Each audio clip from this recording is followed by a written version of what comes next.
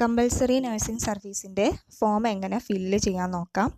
അതിൽ ആദ്യം കാണുന്ന to know all men by these presents that we, ഇവിടെ നമ്മൾ എന്താണ് ഫില്ല് ചെയ്യേണ്ടത് വെച്ചാൽ നെയിം ഓഫ് ബൗണ്ടഡ്, ആ ഒരു സ്റ്റുഡൻറ്റിൻ്റെ പേരാണ് ഇവിടെ എഴുതി കൊടുക്കേണ്ടത്. അതിന് ശേഷം റിസൈഡിങ് അറ്റ് എന്നുള്ളിടത്ത് നമ്മൾ എന്ത് ചെയ്യണം, അഡ്രസ്സ് എഴുതണം. നമ്മൾ അഡ്രസ്സ് എഴുതണം. റിസൈഡിങ് അറ്റ് എന്നുള്ളിടത്ത് നമ്മൾ അഡ്രസ്സ് എഴുതണം.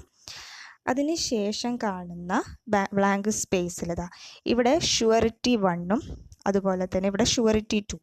അപ്പോൾ എന്താണ് ഷുവറിറ്റി 1 എന്ന് പറയുന്നത്? അച്ഛൻ്റെ പേര് കൊടുക്കുക. ഷുവറിറ്റി 2 എന്നുള്ളിടത്ത് അമ്മയുടെ പേര് കൊടുക്കുക, തിരിച്ചും കൊടുക്കുക. അതിന് ശേഷം കാണുന്ന സൈൻഡ് ദിസ്, അതായത് ഈ ഭാഗത്ത് നമ്മൾ എന്ത് ചെയ്യണം, ഡേറ്റ് എഴുതണം. അതായത് ആ കുട്ടി എന്നാണോ അഡ്മിഷൻ എടുക്കാൻ പോയത് അല്ലെങ്കിൽ അഡ്മിഷൻ എടുത്ത ഡേറ്റ് എഴുതണം. ഇവിടെ നമ്മൾ ഡേറ്റ് എഴുതുക.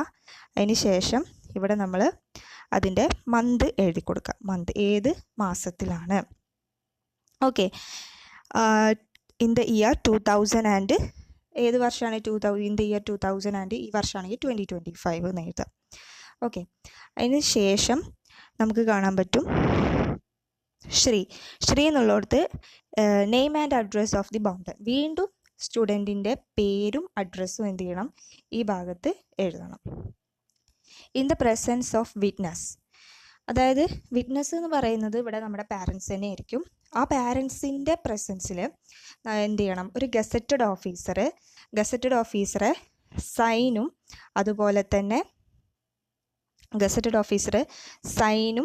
അതുപോലെ തന്നെ അഡ്രസ്സും എഴുതണം. ഓക്കെ, ഇവിടെ sign, name and official address is compulsory.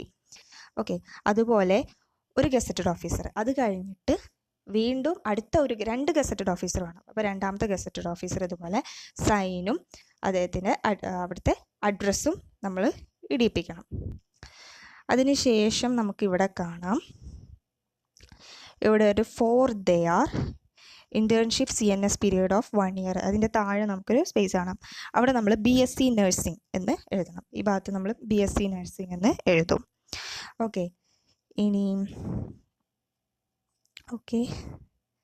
BSc nursing in government nursing college, ഏതാണോ കോളേജ് ആ കോളേജ് നമ്മളിവിടെ എഴുതുക. ഓക്കെ, കോഴിക്കോടാണെങ്കിൽ കോഴിക്കോട്, വയനാടാണെങ്കിൽ വയനാട്, അങ്ങനെ കോളേജിൻ്റെ പേര് നമ്മളിവിടെ എഴുതാം.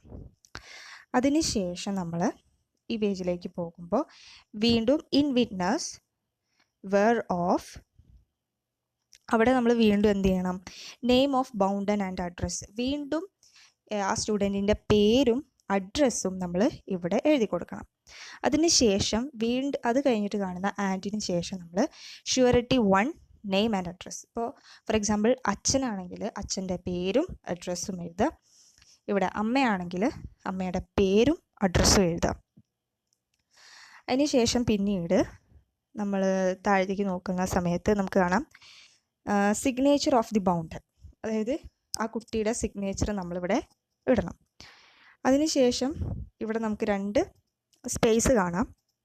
അവിടെ signature, name and official address of the witness 1, അതായത് ഗസറ്റഡ് ഓഫീസർ 1.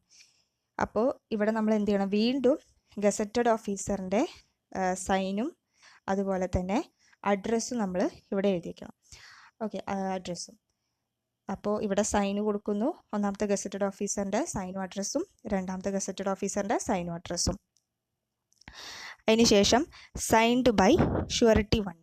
അതിനുശേഷം സൈൻഡ് ബൈ ഷുവറിറ്റി 1. അപ്പോൾ നിങ്ങൾ ആരാണോ ഷുവറിറ്റി ആയിട്ട് വെച്ചിട്ടുള്ളത്, അച്ഛനാണെങ്കിൽ അച്ഛൻ്റെ സിഗ്നേച്ചറും അതുപോലെ അച്ഛൻ്റെ അഡ്രസ്സും. ഓക്കെ, ഇനി ഒഫീഷ്യൽ ആൻഡ് റെസിഡൻഷ്യൽ അഡ്രസ്സ്. അപ്പോൾ 2 അഡ്രസ്സ് പറയുന്നത്, അതായത് signature of the surety 1 and official and residential address. ഇനി അതുപോലെ വീണ്ടും നമുക്ക് കാണാം സൈൻഡ് ബൈ, ഇവിടെ രണ്ടാമത്തെ surety, signature of the surety 2 and official address and residential address, അങ്ങനെ കൊടുക്കാം. 2 സെയിം ആണെങ്കിൽ കുഴപ്പമില്ല. ഇനി അതിന് ശേഷം നമുക്ക് കാണാം വീണ്ടും 2 അവിടെ നമ്മൾ എന്ത് ചെയ്യണം, വീണ്ടും ഗസറ്റഡ് ഓഫീസറിൻ്റെ സൈനും ഒഫീഷ്യൽ അഡ്രസ്സും, രണ്ടാമത്തതും വീണ്ടും ഗസറ്റഡ് ഓഫീസറിൻ്റെ സൈനും ഒഫീഷ്യൽ അഡ്രസ്സും കൊടുക്കുക. അപ്പം ഇത്രയുമാണ് നമ്മൾ എന്ത് ചെയ്യേണ്ടത്, ബോണ്ട് എഴുതുമ്പോൾ ശ്രദ്ധിക്കേണ്ടത്.